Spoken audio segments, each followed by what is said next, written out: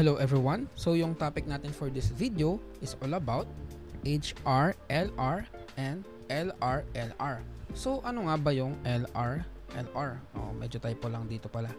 Okay, ang LR is a low resistance liquidity run.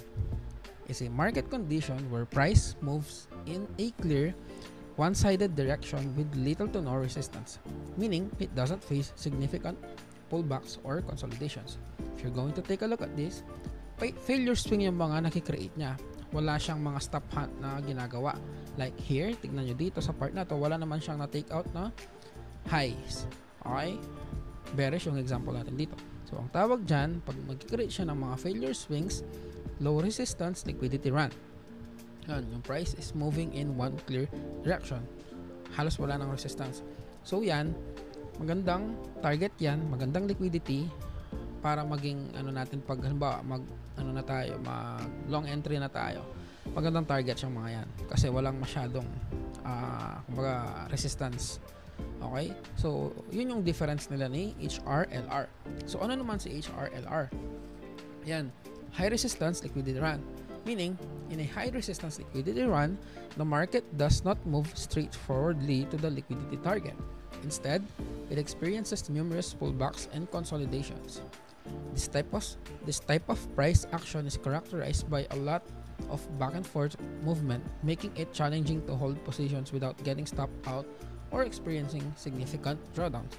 Okay, pero dyan maganda mag-enter ng bearish dito or shorts. Dito maganda mag-enter ng long if ma-reach na natin yung higher time frame PDRA or key level or swing low para sa long entry. Dito, pwede ka mag-entry sa after nung high na to, after mag-stop hunt. Okay, so paano ba si high resistance liquidity run? Kung titignan nyo, meron tayong na-create na swing high, another swing high here, and then take out siya. Meaning, taken out na yung liquidity dito sa area na to. Meaning, protected na yung high na to. So, pwede tayong maghanap ng entry around here. Okay, like this, FVG, pwede tayong mag-entry dito or dito sa order block na to.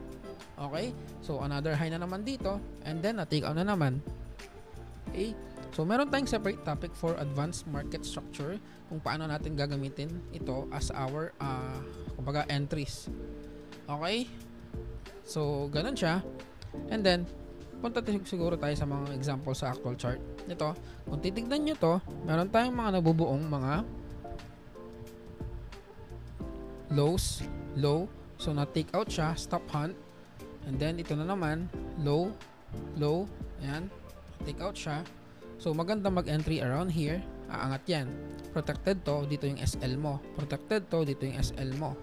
Protected to, nope, that one, here, ayan, merong lows dito. Protected to, so most probably dito, na take out siya. Baka merong na-hit na higher time frame PDRA around this area. And then, dito, ito yung protected dito. So, hanap ka ng entry around here. Tsaka dito, hindi mo pala pwedeng gamitin as entry to kasi wala naman tayong nabuong FVG dito. So, dito, merong FVG. Ayun, meron tayong possible entry dito. So, ayan. Ganun si high resistance liquidity run. Yung mga entries natin is within dyan, sa leg na yan.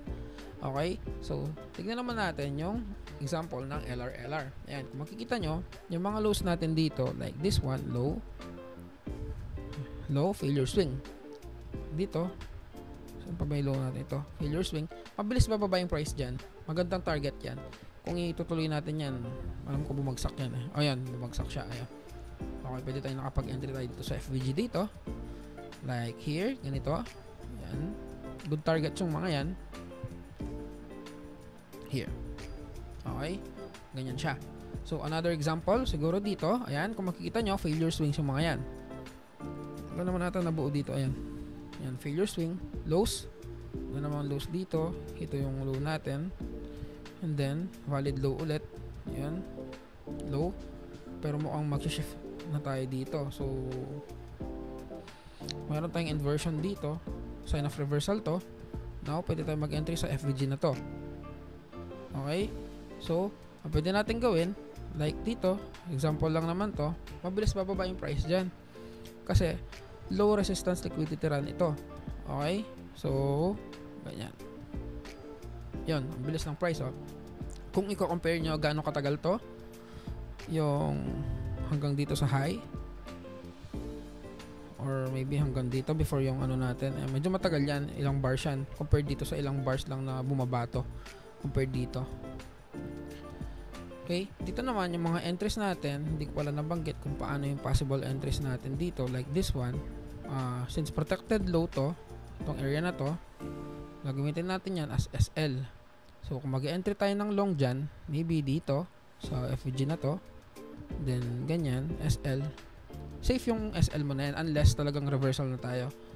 So yan, target mo lang yung 1 to 2. So yan, ganun siya. Okay, I hope clear yung topic natin na to.